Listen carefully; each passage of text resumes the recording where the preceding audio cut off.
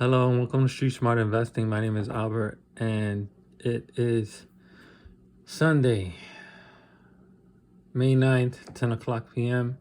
And today I'm just giving the update for the growth stocks that I've chosen out of the 6 stocks. I'm not making a selection to narrow it down for the final selection. I'm just still viewing all 6 stocks and just giving a quick update. Just want to see how we are from that. So the first one up, we have TRMT, and I'm just looking at my testing method and back testing. I want to see how this is going to go. So basically, I'm just going to look at the chart and pretty much it, percentages and price, and see how that goes for the whole month. Now, I might take a look at a little bit more than a month. So we'll see how this goes. So the first one up I had on the growth stock was TRMT in the 1 week update. So if we look at the 5-day chart for the whole week, pretty much it broke even. This whole last week, it only lost a little bit more than 0.5%.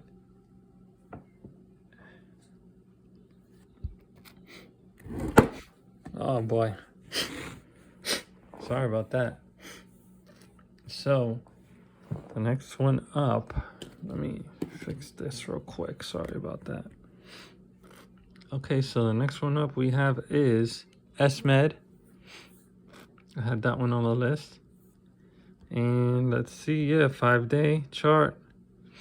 So it went from 1755 all the way down to around 1618. So I only lost 8%. That's pretty high. But again, 8% of that, you can see it from here. It says $1.31. So in total, it looks like I'm saying, and this is only for one share. This is just a sample. I haven't made a sample account. I'm just adding everything up just to show you guys and see what's going on. That's all. So the next one up I had on that growth stock list, 5-day chart. Again, this one kind of broke even. So we're looking at around 8.5%. I'm just rounding up numbers. I don't know. So I would have lost around, if I would have bought shares on Sunday, so 8.5%. Look at only 17 cents. So again, this is gonna take time for it to be really bullish. But again, what I'm saying is these stocks were triggered to me as growth stocks. So again, I'm trying to track these down and see how these go in the next few weeks and see how fast they grow based on the factors that I chosen to select these 6 stocks out of 8,000 plus stocks. So again, these just came up on my trigger list for the week. And I'm just trying to see what's going on with them. So the big loser so far was SMED. So next up, I only have 3 left. So I have FCBP. Let's take a look at that. And we have it gained 2%. So that's a nice looking chart. Again, what I do is I might have mentioned this early in the video, maybe I forgot. But anyways, I don't look at the price because this is a selection I made already, right? Out of the 6 stocks that I chosen. So I just kind of look at the chart first and foremost, and then the percentages, guys. I don't worry too much about it as well, because again, these are cheap stocks. So 1%, 2% there, it's not a big hit for me to say, oh, wow, like I need to step back and, let this stock go and not even pay attention to it. But again, based on the numbers and the factors that I chose and narrowed it down, that it made my growth stock list and it triggered the list, again, I'm going to give it a few weeks and see how it goes. And they do pay a dividend, and they are having a good PE, under 15, and they are earning and I chose it also. It has basic and decent fundamentals, well, good fundamentals, and for the year, I guess. And then the volume was okay, the price was okay, and the range was. I didn't look at the range, but again, hopefully the range will extend, which is why I consider the growth stock. It don't have range as much as I think it would be, but since it's approaching the 52-week high, I think that's what it is. When I get triggered, it's almost going to reach a 52-week range high, and it just has good numbers overall. So hopefully things turn out pretty good, and yeah. So again, as you can see, for the week, I only gained 2%, 64 cents. So I mentioned 8.5%. So basically, I'm down to 8%.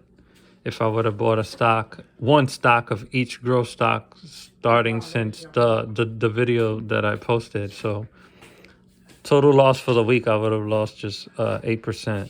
So I have two more on the list. Next up is NOAA, N-O-A. I'm sorry I didn't give the growth, not the growth, the industries and the sectors. I'm just kind of running through this. So we have the 5-day list.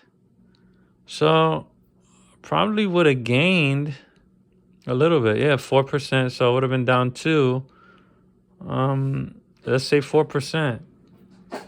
So far I'm almost breaking even. So hopefully on the next stock I'd gain. So yeah, I would have went up from 13. This is highly volatile. Then it went down for the week, and then Thursday it dropped, and luckily Thursday and Friday ended up losing big, and then it kind of went up again. So yeah, it went from a lot of selling in one day. I consider that a lot of selling because of the price. It's a $2 drop almost. No, not even a $1 drop, but still. And it went up again, $1. It's not too bad. But yeah, it would have broke even. And again, just waiting for it to pop up again. Again, I was gonna say, the growth stocks that I chosen, they're close to reaching their 52-week high. That's why it's been triggered. So yeah, things are looking okay. Not bad and not so good. So I'll take that as decent, breaking even. And we have the last one. So 1, 2, 3, 4, 5, 6. Last one I have CZWI on the list. Apologize for moving.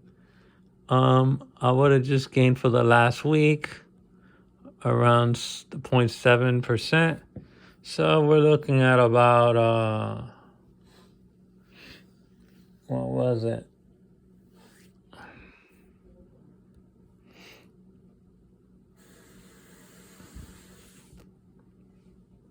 So still at a loss, but if you round it off to 1%, well, let's say 0.5%, still at a loss, but not that bad. So I said 7.5%. So yeah,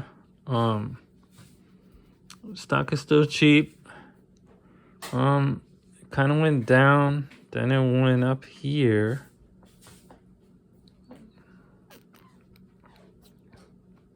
Just gotta wait for it to break out, and it's still again in the $13 range. So again, it just needs some time to break out a little bit. I don't like these little flat lines.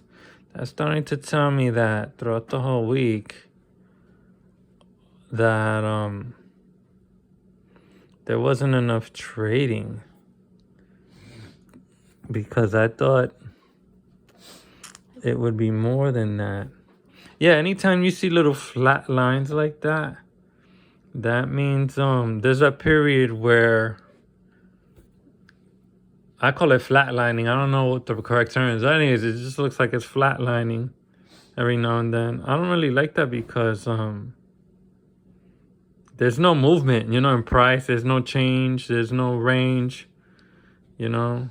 It just takes a little bit longer. It can be a good thing, but then it can also be a bad thing because, let's say, throughout this time here, even through hold up. See, even through from here all the way here, through that period, it gives you time to jump in if you wanted to. That's what I like. It gives you some time to either, to decide whether you want to hold, sell, buy, or do whatever you want. And again, it can be a good thing and it could be a bad thing. So, yeah, not too bad. At a loss for the week, but again, still not too bad. Just got to give it time. And every day is a new challenge on the stock market.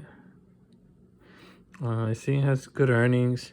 And again, let me just talk about why I chose these stocks. It's not because of the industry or the sector. They just happen to be, as I like to say, it just happened to be that way. And again, the technicals that I chose to narrow down the list to get this growth stock, number one is the volume. When I look at the average volume, it has to be at least double.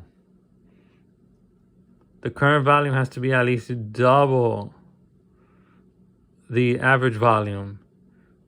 And I'm talking about like for the past few days. It don't have to be for the day, or it could be for the day, but again, it has to be double the average volume. Number two, for the technicals, I look at the shares. At first, I started looking at shares, but that can, that can like not even matter too much. The second one I really want to look at is the moving averages. So this is kind of inaccurate, so you don't have to look at that. These lines are a little bit inaccurate. You don't have to look at that. So I use the 50-day moving average and the 200. And basically, the low number has to be on top. And when you count numbers, you go from low to high. So the 50 has to be lower, and then the 200 has to be above. Well, not on charting, but I mean just counting in general, The 50 has to come first, and then basically the 200 has to come second. So basically the 50 has to be on top somewhere in the chart, and then 200 has to be on the bottom. So when the 50 is on top, 200 on the bottom, that's good. When the 200 is on top and the 50 on the bottom, they're in reversed, the highs on top, low on the bottom, that's not good. You want to have low on top, high on the bottom. That's just my testing that I'm doing. Again, whatever works for me might not work for you. But again, I'm just testing and back testing and just getting a feel of the market all over again, because fundamentals seem a little off and technicals are a little off as well. So it's just a harder ball game now. You just don't know why the market. Well, I don't know why the market is behaving the way it's behaving. That's all I want to say. It's just not. A lot of things are not making sense. I wouldn't say some. A lot of things are not making sense for me. You have like negative earnings and a bunch of stocks are going up. Then you can have even good stocks that have good numbers and they're not even going up as much. They're like kind of flatlining, going real slow, and it's just weird. It's just really, really weird. But anyways, so you have volume, price as a technical is something under $50. Market cap, I don't care too much because the market cap affects the price anyway. But yeah, anything under 50 is good. Or even if you put it on the 20, that's gonna narrow your list even faster.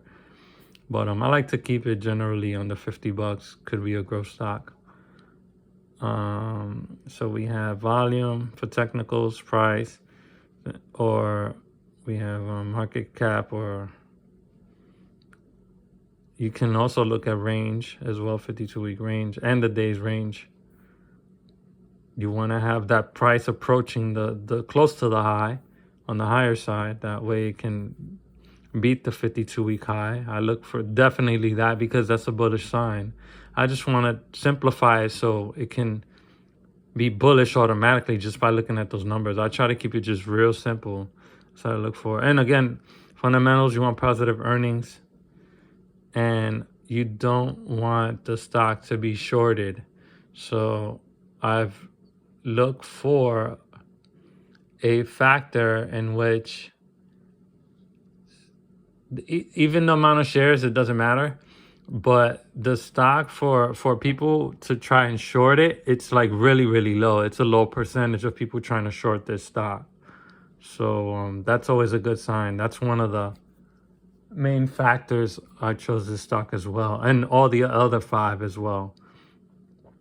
So again, yeah, I'm at a loss if I would have bought, but again, it's still not too bad. I gotta wait it out. So for the week, I'll just round it off and say I'm down, I believe, -7% overall. So again, these stocks are cheap and not too bad. I'm sure they'll bounce back. I chose them for a reason, and I'm gonna stick to that reason. I just gotta hope for the best and expect the worst. See what happens, make some adjustments if I mess up, and do better. Like every investor out there. The sectors, I don't really choose certain sectors like, oh, I want to do this one because, you know, this sector is really hot right now. It just happens to be that sector. So again, thanks for watching. I hope you guys learned something.